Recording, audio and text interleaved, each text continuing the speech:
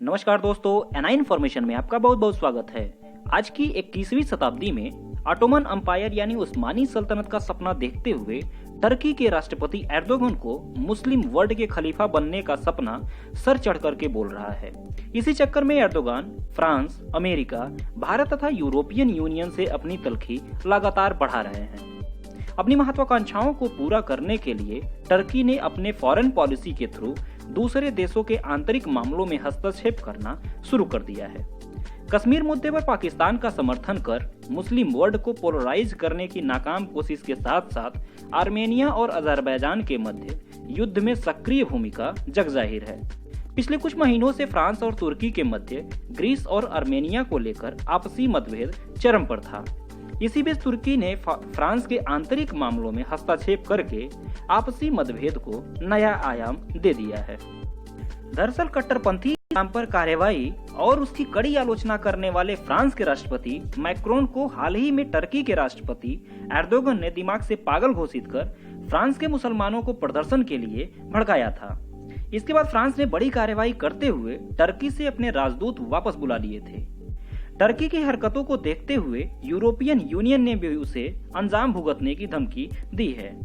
दरअसल पिछले कुछ वर्षों से फ्रांस के अंदर मुस्लिम कट्टरपंथी ताकतें तेजी से बढ़ रही हैं, जो मजहबी कानूनों की वकालत करती हैं। इस वजह से फ्रांस में कई कट्टरपंथी हमले देखने को मिले हैं। इसका जीता जागता उदाहरण एक शिक्षक की पैगंबर का कार्टून दिखाने पर गला कुरेद कर हत्या कर दी गई थी।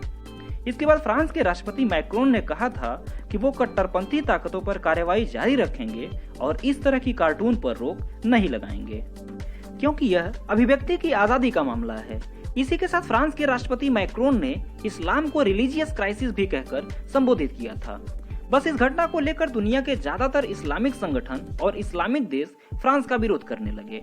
वक्त की नजाकत को भांपते हुए फ्रांस की इकोनॉमी को हिट करने के लिए तुर्की ने कतर और पाकिस्तान के साथ मिलकर मेड इन फ्रांस सामानों का बहिष्कार करने का कैंपेन शुरू किया और देखते ही देखते इस कैंपेन में ज्यादातर इस्लामिक देश शामिल होकर फ्रांस के सामानों का बहिष्कार करने लगे। फ्रांस के ऊपर दबाव बनाते हुए इस्लामिक देशों ने फ्रांस के राष्ट्रपति से माफी मांगने की मांग करने के साथ साथ अपने अपने देशों में फ्रांस की एम्बेसी का घेराव करने लगे। भारत के पड़ोसी मुल्क बांग्लादेश में लगभग 5 लाख लोगों ने फ्रेंच एम्बेसी का घेराव कर उसे बंद करने की मांग करने लगे। इस पूरे विरोध प्रदर्शन में किसी मुस्लिम राष्ट्राध्यक्ष ने शिक्षक की हत्या के लिए कट्टरपंथियों को दोषी नहीं ठहराया है, बल्कि मलेशिया के पूर्व प्रधानमंत्री महातिर मोहम्मद तथा देश के जाने माने उर्दू शायर मुनव्वर राना ने तो एक कदम आगे बढ़ते हुए कट्टरपंथियों द्वारा की गई हत्या को जायज ठहराया है। ऐसे मक्कार लोगों के ऊपर शक होता है कहीं ये लोग आतंकवाद के समर्थक तो नहीं, क्योंकि ये लोग एक तरफ कहते हैं आतंकवाद का कोई धर्म नहीं होता और दूसरी तरफ यही लोग मजहबी चश्मा पहनकर आतंकी कृत्यों का समर्थन करने लगते हैं। ऐसे कट्टरपंथी मानसिकता वाले लोग समाज के लिए अभिशाप से ज्यादा कुछ नहीं है। फ्रांस में आतंकी हमले के बाद यूरोप का एक और देश ऑस्ट्रिया भी आतंकियों के चपेट में आया है।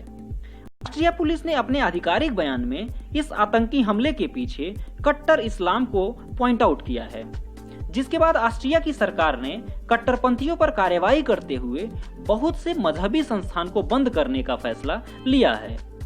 पिछले कुछ वर्षों के आतंकी घटनाओं पर नजर डाला जाए तो ऐसा लगता है यूरोपीय देश आतंकियों की रडार पर है, उसमें भी विशेष रूप से फ्रांस। लेकिन जिस तरह से फ्रांस में इस्लामिक कट्टरपंथियों ने एक कार्टून के लिए शिक्षक की हत्या कर दी है और उसके बाद जिस तरह से तुर्की, कतर तथा पाकिस्तान ने मुस्लिम वर्ल्ड में बाइकॉट फ्रांस की नाकाम मुहिम चला रहे हैं, क्या ये सारे देश बाइकॉट चाइना की मुहिम चलाएंगे? क्योंकि चीन ने लगभग 10 लाख मुसलमानों को डिटेंशन सेंटर में कैद कर उनकी धार्मिक स्वतंत्रता पर अंकुश लगाया है। इसके अलावा चीन ने अजान, रोजा, बड़ी बड़ी दाढ़ियां तथा बुर्का ये सब कुछ बैन कर रखा है।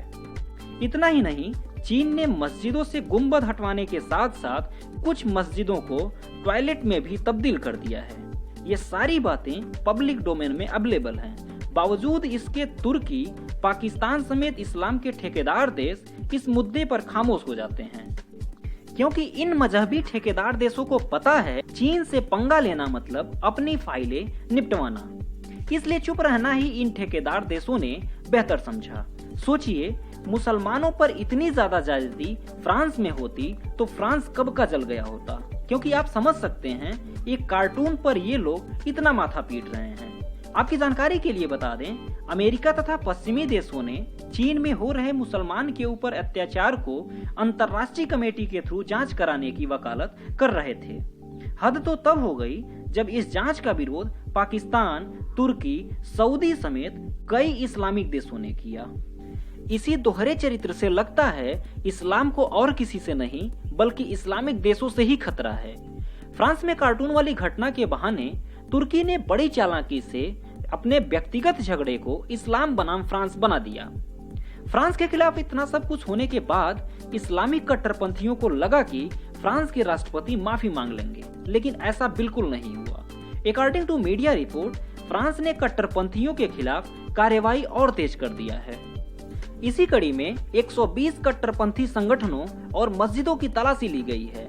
इसमें कुछ पर तो ताले भी लगा दिए गए हैं। इसके साथ फ्रांस में ऐलान किया गया है कि इन संगठनों की फंडिंग तथा डोनेशन की जांच की जाएगी। फ्रांस में उन सभी मौलाना और मौलवियों की लिस्ट तैयार की जा रही है जो मासूम मुसलमानों को भड़काने का काम करते हैं। ऐसे लोग के ऊपर फ्रांस सरकार सख्त से सख्त कार्रवाई सुनिश्चित करने जा रही है। वैसे जब भारत सरकार कश्मीर में पत्थरबाजी करने वाले और दिल्ली में दंगा भड़काने वालों पर कार्रवाई करती थी, तब यूरोप के बहुत सारे देश उनके मानवाधिकार की वकालत करने आ जाते थे। लेकिन इन सब लोगों को अब पता चल रहा है कि कट्टरपंथी ताकतें देश के लिए कितना बड़ा खतरा है, और फिर चाहे वह किसी भी मजहब की क्यों ना हो। कट्टरपंथी सोच समाज के लिए और देश के लिए, दोनों के लिए घातक है। कट्टरपंथी सोच रखने वाले न अपना भला कर सकते हैं, न ही देश का भला कर सकते हैं। वैसे इस मुद्दे पर आपकी क्या राय है, कमेंट सेक्शन में जरूर बताएं। Thanks for listening. God bless you all.